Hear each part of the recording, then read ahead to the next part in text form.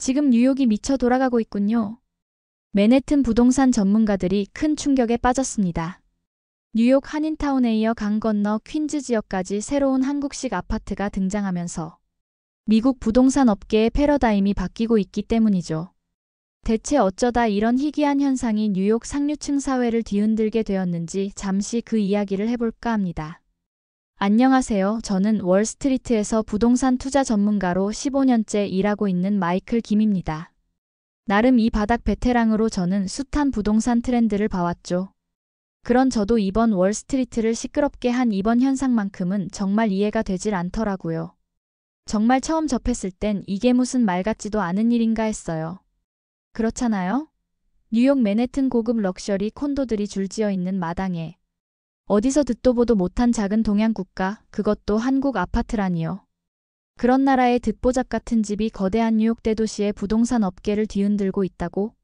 처음엔 너무 어이가 없어서 실소가 나왔죠. 미국의 널찍한 단독주택과 비교해봐도 공간도 좁을 것이고 부족한 주차 공간 등 여러 면에서 한국의 주거 환경은 한참 뒤처져 있다고 확신했거든요. 서울의 아파트라는 건 그저 사람들을 쌓아 올린 콘크리트 상자에 불과하다고 생각했으니까요. 그런 열악한 환경이 뉴욕의 상류층 부자들을 사로잡았다는 게 도무지 이해가 되지 않았습니다. 대체 무엇으로요? 근데 문제는 이런 저의 생각이 무색하게도 뉴욕 한인타운에 새롭게 등장한 한국식 럭셔리 아파트가 단 3개월 만에 가격이 2배로 뛰어오르고 대기자 명단이 500명을 넘어섰다는 겁니다. 이건 뉴욕 부동산 시장에서도 정말 이례적인 일로 말도 안 되는 일이 일어난 거죠. 궁금증을 참지 못해 직접 현장을 방문했습니다. 아파트 개발사의 광고는 화려했지만 저는 여전히 의심이 가득했어요. 데이터를 분석해보니 이 아파트의 평당 가격이 맨해튼 고급 아파트보다 높더라고요. 이게 무슨 개풀 뜯어먹는 소리인지.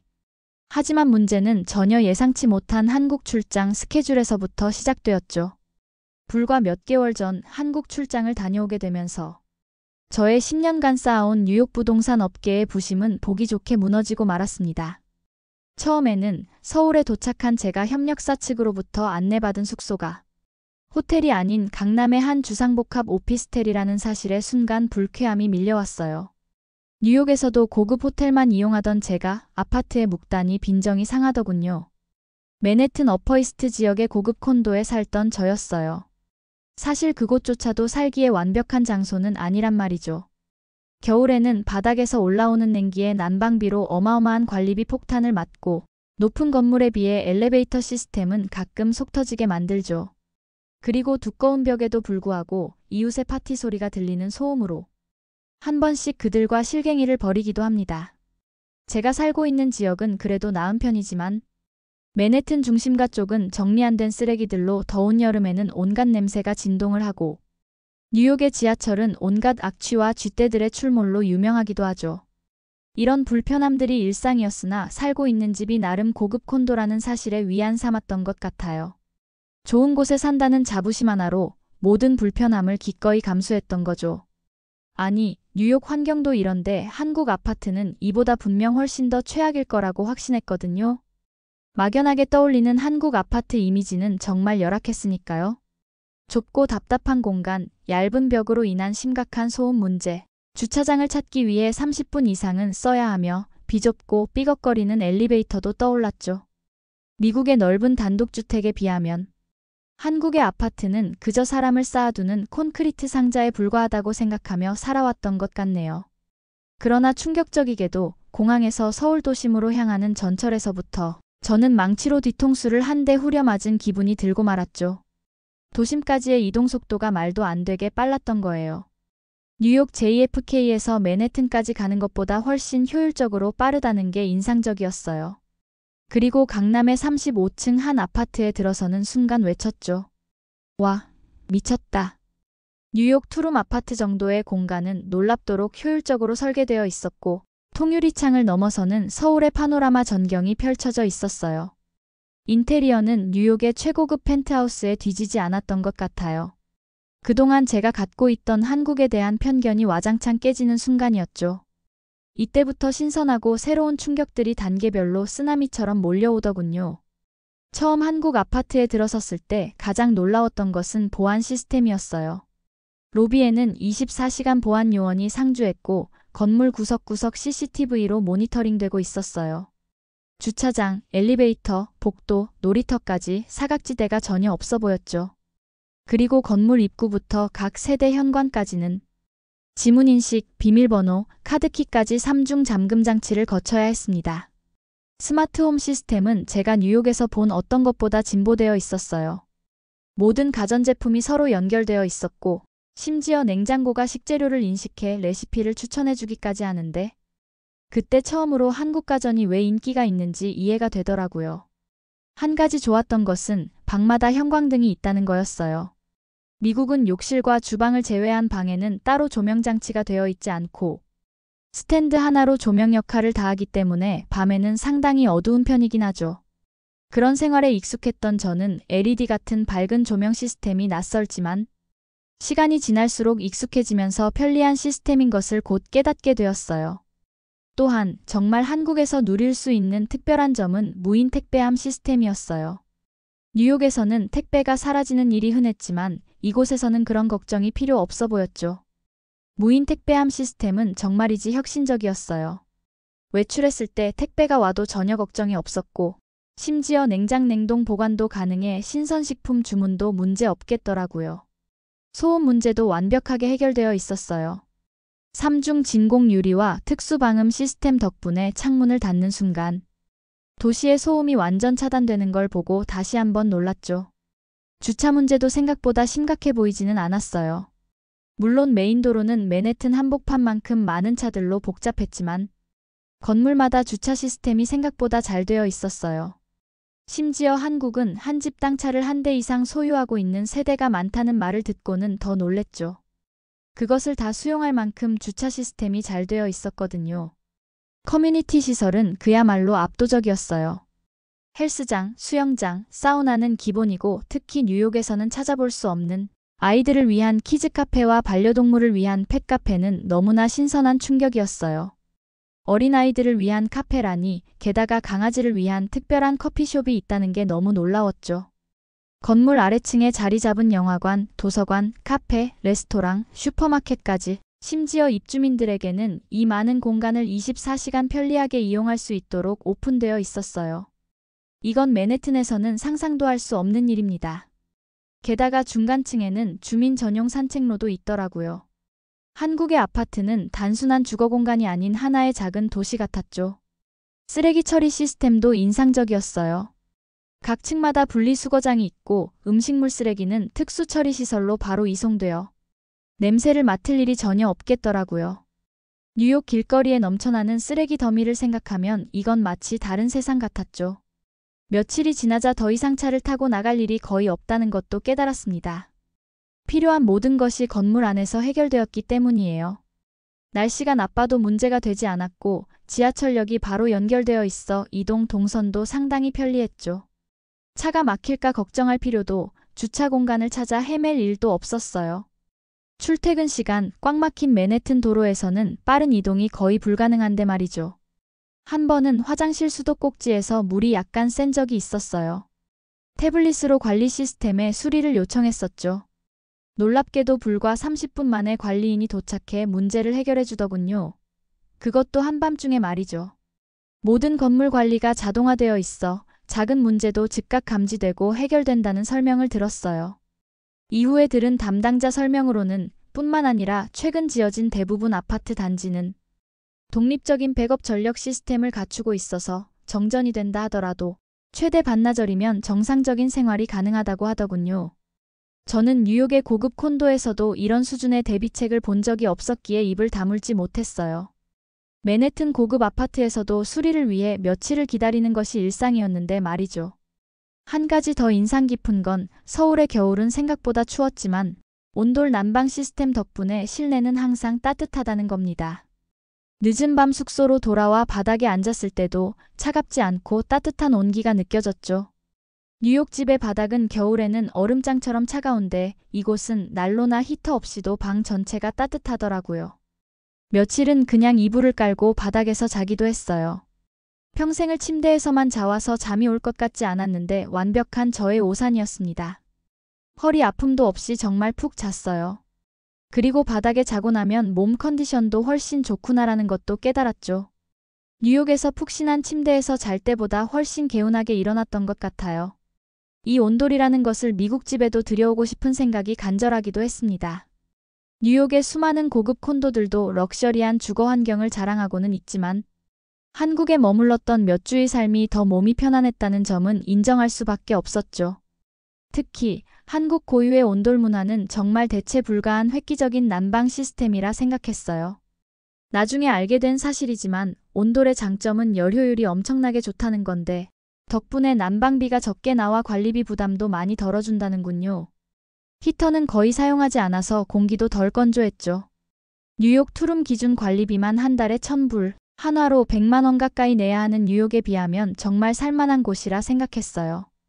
하루는 숙소에서 태블릿으로 간단히 조명을 조절하고 커튼을 내리면서 문득 이런 생각도 들었죠. 이렇게 매일매일 한국 숙소에서의 생활에 익숙해졌다가는 나중에 다시 뉴욕으로 돌아갈 일이 걱정이구나 라고요. 그렇게 이미 저는 한국 생활에 익숙해지기 시작했죠. 동시에 저의 한국에 대한 편견도 완전히 바뀌어가고 있었어요. 그렇게 서울 생활을 마치고 뉴욕으로 돌아오는 비행기에서의 기분은 썩 좋지 않았어요. 마치 소중한 것을 잃어버린 것 같은 허전함이었죠. JFK 공항에서 맨해튼으로 향하는 택시 안에서 창밖을 바라보며 늘 익숙했던 풍경들이 잠시 낯설게 다가왔어요. 그리고 제 콘도에 도착하자마자 실망스러운 현실에 갑자기 짜증이 몰려오더군요. 로비에는 택배 상자들이 무질서하게 쌓여 있었고 제때 수거되지 않은 쓰레기에서 나는 악취가 코를 찔렀어요. 서울 아파트의 깔끔한 로비가 자꾸만 떠올랐죠. 가장 큰 문제는 집에 들어서자마자 느껴지는 한기였어요. 히터를 틀어도 건조한 바람만 나올 뿐 온기는 쉽게 느껴지지 않았죠. 차가운 마룻바닥을 밟을 때마다 서울의 따뜻한 온돌이 그리워졌습니다. 침대에 누웠지만 잠을 이룰 수 없었죠. 서울에서는 바닥에 누워있는 것만으로도 피로가 풀렸는데 이제는 푹신한 침대조차 불편하게 느껴졌어요. 그땐 한동안 뒤척이다가 겨우 잠들었던 것 같아요. 아침이 되자 그 전에는 미처 깨닫지 못한 현실적인 문제들이 기다리고 있었습니다. 우유 한 팩을 사러 가는데도 20분을 걸어야 했고 장을 보고 돌아올 때는 무거운 봉투를 들고 힘들게 걸어야 했어요. 서울에서는 엘리베이터만 타면 해결되던 일들이었는데 말이죠. 요즘은 서울에서 찍어두었던 사진을 자주 들여다보곤 합니다. 편의시설들, 완벽한 보안 시스템, 그리고 그 따뜻한 온돌. 사진을 보고 있자니 마음 한구석이 쓰려오더군요. 직장 동료들은 제 이야기를 의아해했어요. 고급 콘도에 사는 사람이 한국의 작은 아파트를 그리워한다는 게 이해되지 않는다는 눈치였죠. 하지만 이건 직접 경험해보지 않고는 이해하기 힘든 차이가 아닐까요? 주말이 되자 더 큰 공허함이 찾아오더라고요. 서울에서는 필요할 때마다 아파트 내 커뮤니티 시설에서 시간을 보냈는데 이곳에서는 모든 것을 위해 밖으로 나가야 한다는 거죠. 운동을 하려면 피트니스 클럽에 가야 했고 책을 읽으려면 20분을 걸어 혼잡한 공공 도서관으로 가야 했어요. 이건 생각보다 무척 피곤한 일이었다는 걸 이제서야 깨닫게 되었죠. 밤이면 춥고 건조한 공기 때문에 수면의 질도 낮아졌고 가습기를 켜도 소용이 없었어요. 서울에서는 온돌 난방 덕분에 건조함을 모르고 살았는데 이제 더 이상 그런 쾌적함을 찾을 수는 없었죠. 그 와중에 희망이 찾아온 건 우연히 지하철에서 본 기사를 통해서였습니다. 퀸즈에 새로운 한국식 주상복합 레지던스를 짓는다는 내용이었어요. 특이한 빛 브라이튼 레지던스라는 문구가 제 시선을 사로잡았죠. 심장이 빠르게 뛰기 시작했습니다. 바로 이거다. 뉴욕에서의 새로운 생활 환경에서 살 수 있다라는 희망으로 기대감이 차올랐죠. 우연히 마주친 이 광고를 무심코 지나치지 않았다는 건 제게 온 큰 행운이라 생각했어요. 그리고 며칠 후 출근길 지하철에서 퀸즈에서 만나는 서울의 스마트 라이프라는 광고를 보게 되었죠. 퀸즈에 자리 잡을 한국식 주상복합 레지던스였어요. 불현듯 서울에서 누렸던 삶이 떠올랐죠. 온돌 난방 시스템, 스마트홈 플랫폼, 무인 택배함, 24시간 보안 시스템까지. 1층부터 3층까지는 상업시설이 들어선다고 했어요. 바로 점심시간에 분양 사무실을 방문을 했고 순간 저는 너무 놀랬어요. 평일 낮 시간인데도 사무실은 사람들로 바글바글하지 않겠어요? 생각지도 못한 고객층들도 다수 방문했더라고요. 심지어 회사 근처의 월스트리트의 헤지펀드 매니저도 보였죠. 한인들만 관심을 가질 거라 생각했는데 맨해튼의 상류층들이 앞다투어 찾아오고 있다는 사실이 정말 놀라웠어요. 서울에서 경험했던 시스템을 그대로 적용시킨 모델하우스를 둘러보는 내내 긴장이 되더군요. 곧 이곳에서 살고 있는 저의 모습이 그려지기 시작했죠. 제가 그렇게 원했던 온돌 난방은 물론 각 가구마다 AI 비서가 설치되어 있어 음성으로 모든 것을 제어할 수 있었고, 지하 주차장에는 전기차 충전소와 넉넉한 주차 공간 등 생각보다 시스템 퀄리티는 더 좋았어요. 4층과 5층 전체에는 기대했던 커뮤니티 시설도 마련되었죠. 실내 수영장, 피트니스 센터, 골프 연습장, 도서관, 키즈 카페까지 모두 24시간 운영된다고 했습니다. 35층에는 퀸즈타운과 저 멀리 맨해튼 스카이라인이 한눈에 보이는 거주민 전용 라운지가 마련될 예정이고, 비즈니스 미팅과 프라이빗 다이닝이 가능했죠. 지하철역도 3분 거리이기 때문에 출퇴근에 어려움도 없을 것 같았어요. 날씨 영향을 크게 받지 않고도 출퇴근을 할 수 있다는 건 너무 큰 장점이 아니겠어요? 이 한빛 브라이튼 레지던스 프로젝트의 인기는 상상을 초월했습니다. 10년 동안 이쪽 업계에 있으면서 처음 겪는 이색적인 현상이었어요. 특히 뉴욕 상류층에서의 소문은 정말 빨랐죠. 출시 2주 만에 80%가 넘는 계약이 완료되었고, 대기자만 수백 명이 넘었다는 말에 망설일 시간이 없었습니다. 바로 계약을 진행했고 다행히 제가 원하던 층을 계약할 수 있었어요. 분양 사무실을 나오면서 마치 서울에서의 그 편안함을 다시 찾은 것 같은 기분이 들었죠. 상상을 초월할 소식은 여기서 멈추지 않았어요. 이번 한인 레지던스 프로젝트 소식이 뉴욕 전역으로 퍼지면서 맨해튼의 부동산 시장에까지 후폭풍이 몰아쳤죠. 얼마 지나지 않아 타임스퀘어 대형 전광판에도 한국식 스마트 아파트, 지금 만나보세요 라는 광고가 등장했을 정도였으니까요. 이 프로젝트 성공 이후 뉴욕의 부동산 시장이 완전히 뒤바뀌었다는 게 믿겨지나요? 부동산 중개인들은 한국식 아파트처럼이라는 문구를 영업에 사용하기 시작했어요. 맨해튼 부동산 업계에서도 꽤나 콧대 세우며 비웃던 그들도 이제는 한국의 주거문화 조사를 위해 서울로 출장을 다녀올 정도였죠. 놀랍게도 월스트리트 저널에서도 취재를 요청해 오기도 했습니다. 제가 겪은 한국 생활 문화 이야기를 시작으로 한국의 주거 문화가 뉴욕을 어떻게 바꾸고 있는지 그 과정을 다루고 싶다고 했어요. 그들의 기사는 일면을 장식하기도 했습니다. 맨해튼을 떠나는 상류층, 그들이 발견한 새로운 주거 문화의 혁신이라는 제목으로요. 특히 놀라웠던 건 입주민 구성이었어요. 입주자의 절반 넘게 비한국계 미국인이었고 월스트리트가 금융계 임원진도 입주했죠. 한 투자은행 CEO 언론 인터뷰에서는 이런 말도 나왔어요. 이곳은 단순한 거주 공간이 아닌 삶의 질을 완전히 바꿔주는 혁신이다 라고 말이죠. 부동산 시장의 변화는 여기서 멈추지 않았어요. 이 한국식 레지던스 주변 부동산 가치가 2배 이상 뛰었고 퀸즈는 뉴욕의 새로운 프리미엄 주거 지역으로 떠올랐죠. 이제는 뉴욕 부동산 개발업자들도 앞다투어 한국 건설사들과 협업을 제안하고 있는 상황이며 삼성물산, 현대건설, 쌍용 등 한국의 많은 건설업계가 뉴욕 부동산 시장의 새로운 강자로 부상하고 있습니다.